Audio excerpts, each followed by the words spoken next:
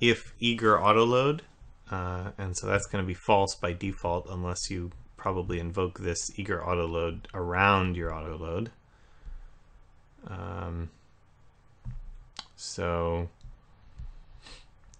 Let's see. So that's going to be nil. So we'll just ignore that. Then it's just going to say super const name path. So super autoload. Does that mean autoload is a method that is part of a regular module or a part of a regular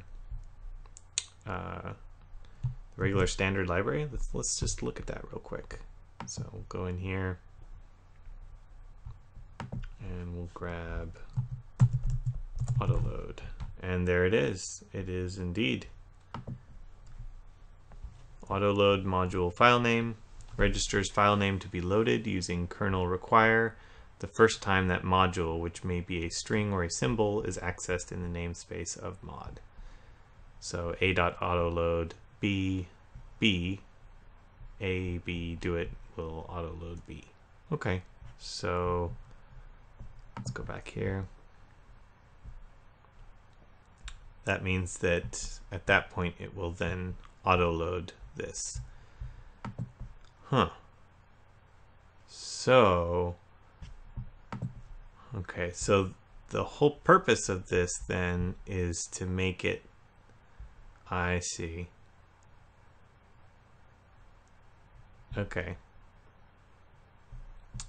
No need to define the path. It is automatically guessed based on the file name.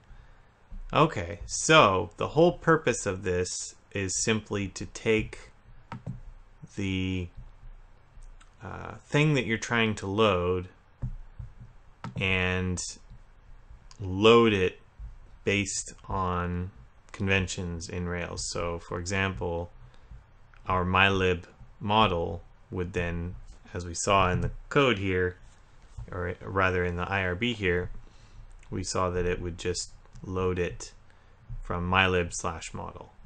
Okay, so that's kind of seems like the core of all of the Rails conventions is, you know, naming the files based on where they based on their on the namespace that it's in and the name of the class, which is interesting because that reminds me a lot of Java, which puts classes inside packages and then they are automatically loaded based on their package name. And so in Ruby, typically you can put, you know, it doesn't have to be have any relation. The file doesn't have to have any relation to the classes that are contained in that file. Whereas the Rails conventions is pushing more towards that kind of Java style of, you know, a class is going to be strictly defined in a path that is related directly to the name of the fully qualified name of that class. So it's interesting to me that Ruby kind of borrows that idea. Probably not borrowed it directly from Java, but you know, it's a good idea, and you know, it makes sense why Java would do that and why Rails would want to have that kind of a pattern too. It makes your code structure make sense. So if you see mylib model, you know exactly where to look for that, and this just kind of enforces that. So, all right. So then if we went back to our routing.rb, autoload mapper, autoload route set, we can infer from that what that's going to do. So we go all the way to the top of the file to see what the enclosing module is, action dispatch, and then we can go back down. So it's going to be action dispatch / routing / mapper route set. So let's just look for those, mapper route set.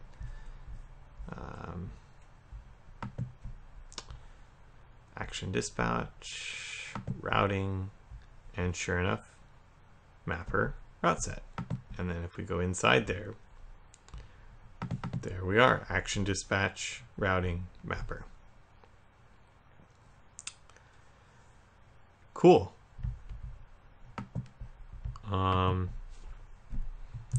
So now now that I see all that, I've never actually used autoload myself. I wanna play with that a little bit. So if I don't already have a play directory, I'm gonna create one. All right. So I'm just gonna have an a.rb class A,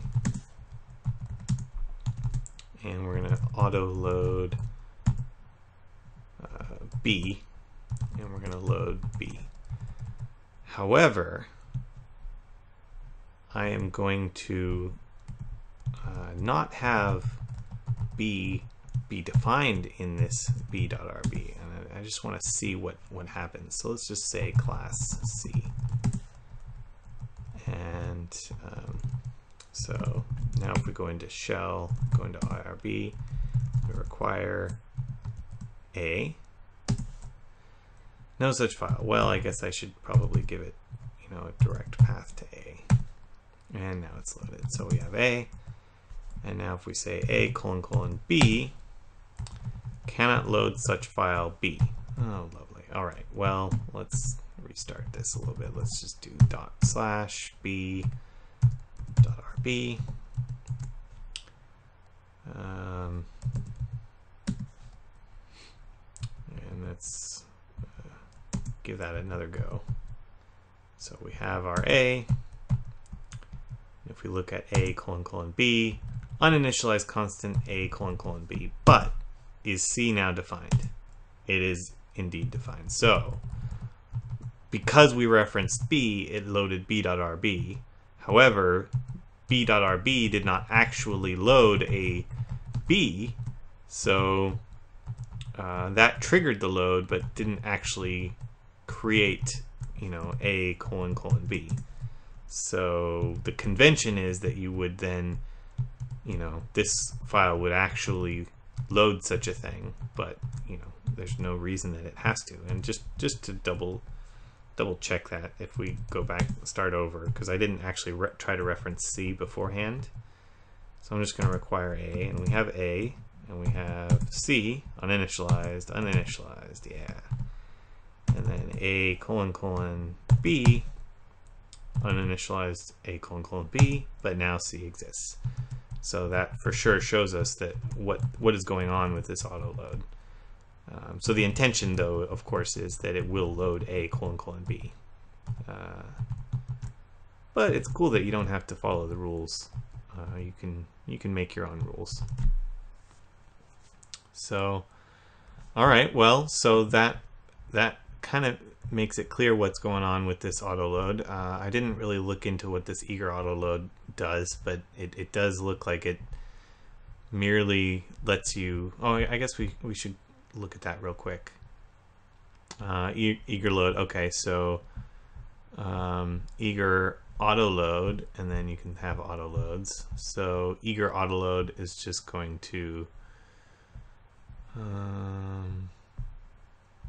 yeah. So okay, here we go. So if eager auto load, okay, so when you call eager auto load, that's gonna set true to this underscore eager auto load, then yield, and then reset it back to whatever it was before, which is going to be false if this is just a single nested eager auto load.